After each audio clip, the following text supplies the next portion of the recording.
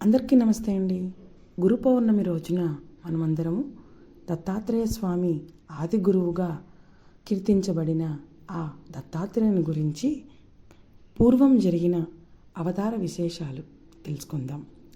కృతయుగంలో బ్రహ్మ అవిద్యను సృష్టించాడు. అవిద్య లేక మాయ సృష్టించుటకు బ్రహ్మ తీవ్రంగా ఆలోచిస్తూ ఆ క్రమంలో తీవ్ర ఒత్తిడి నొంది తాను సృష్టించిన అవిద్య వలన స్మృతిని కోల్పోతాడు. అంటే కృతయుగంలో మొత్తం అందరూ తపస్సులు జ్ఞాన విశారదులు అయ్యి పరమాత్మ ధ్యానంలోనే ఉండటం వలన సృష్టి జరగట్లేదు.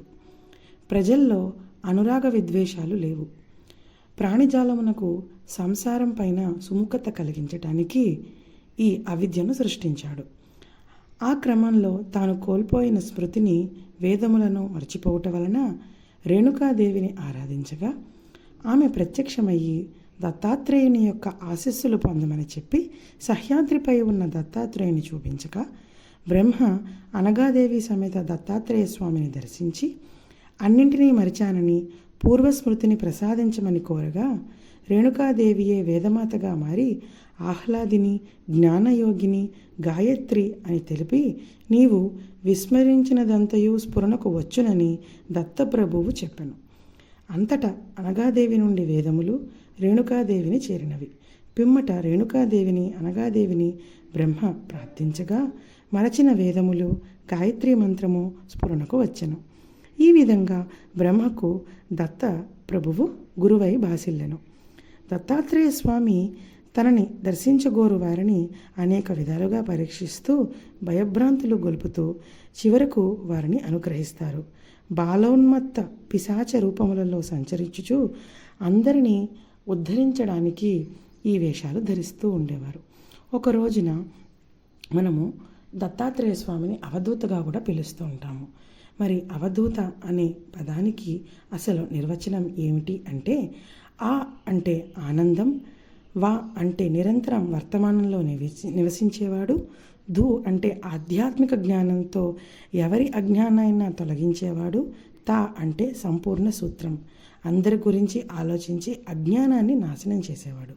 అవధూతోపనిషత్తులో అవధూతను ఈ క్రింది విధంగా కూడా మనం తెలుసుకోవచ్చు. అక్షరత్వాన్ని సూచిస్తూ అక్షర బ్రహ్మం మనలో లీనమై సాక్షాత్కరించి, అక్షరత్వం అంటే ఒక పనిని విజయవంతంగా పూర్తి చేయగలే సామర్థ్యాన్ని మనకు అందించే గురువు అవధూత అని అర్థం. మరి ఇటువంటి అవధూత దత్తాత్రేయ దిగంబర శ్రీపాద నృసింహ సరస్వతి అక్కల్కోట మహారాజ్ మాణిక్ ప్రభుగా ఎలా అవతరించారు అనేది మనం తెలుసుకోవాలి. దత్తదేవత యొక్క భక్తులు అవధూత చింతన శ్రీ గురుదేవ దత్త అంటూ నామస్మరణ చేస్తూ ఉంటారు. శ్రీ గురుదేవ దత్త ఎప్పుడూ భక్తుల ధ్యాసలో నిమగ్నమై ఉంటూ అంటే భక్తుల యొక్క శ్రేయోభిలాషిగా మారతాడు. దత్తాత్రేయ అనే పదం అసలు ఎలా వచ్చింది?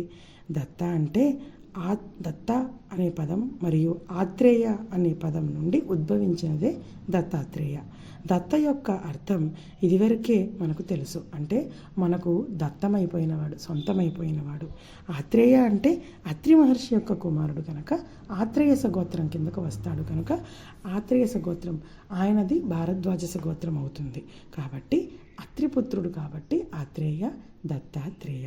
దిగంబర్ అంటే మూర్తీభవించిన ఆత్మకు ఆకాశపు ప్రకాశంలో అన్ని దిక్కులు అతీతంగా అంతిమ విముక్తి లభించే వరకు మనకు తన సహవాసాన్ని అందించి తోడు నీడగా కవచంలా రక్షించి కాపాడే దత్తదైవం అన్నమాట. ఇలా శ్రీపాద శ్రీవల్లభుడుగా, నృసింహ సరస్వతిగా, అక్కల్కోట మహారాజుగా, మాణిక్ ప్రభువుగా సంచరించడమే కాక షోడశ దత్తావతార రూపాలు కూడా ఎన్నో కలవు. కాబట్టి ఈ పవిత్రమైన దత్తాత్రేయ అవతారం కూడా ఔదుంబర్ అనే చెట్టు కింద ఉంటుంది. దత్తదేవత యొక్క గౌరవనీయమైన స్వరూపం ఈ చెట్టు అన్నమాట. ఎందుకంటే ఈ దత్తసూత్రం యొక్క ఎక్కువ భాగాన్ని ఆయన సిద్ధి పొందినది అవధూత చింతనగా అందరికీ జ్ఞానాన్ని ప్రసాదించే ఔదుంబర వృక్షంలో మూలతో బ్రహ్మరూపాయ, అగ్రతో విష్ణు రూపాయ, మధ్యే శివరూపాయ అన్న రావి చెట్టు యొక్క శ్లోకం ఈ ఔదుంబర చెట్టుకు కూడా వర్తిస్తుందన్నమాట. మీరు దేవత దత్త రూపాన్ని నిశితంగా పరిశీలిస్తే దత్తస్వామి ఎప్పుడు ఒంటరిగా లేరు. ఆమె ఒక ఆమెను ధరించి ఉంటారు పక్కన. ఆవిడే అనగాదేవి. అంటే పాపరహితురాలు, పాపాన్ని మన నుంచి దూరం చేసే ఆయనే అనగాదేవుడు. అనగాదేవ అనగాదేవి. అతని వెనుక కూడా ఒక ఆవు చిత్రీకరించబడి ఉంటుంది. అంటే కామధేనువు, కల్పతరువుగా మనకు కోరిన నిష్కామమైన ధర్మబద్ధమైన కోరికలను నెరవేర్చే ఒక ధేనువు.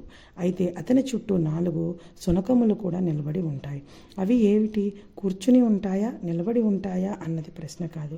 ఇక్కడ దత్తదేవత ఒక భారీ అంజూరపు చెట్టు కింద నిలుచుట కూడా గమనిస్తూ ఈ శునకాలు 4 స్వామినే వీక్షిస్తూ ఉన్నాయి. అంటే ఆ 4 శునకాలు కూడా వేదాలు.